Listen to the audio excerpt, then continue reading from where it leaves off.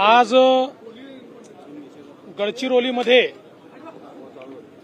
गडचिरोली छत्तीसगड बॉर्डरवर काकेरजवळ आपल्या गडचिरोली पोलिसांनी C60 ने एक मोठं ऑपरेशन केलेलं आहे।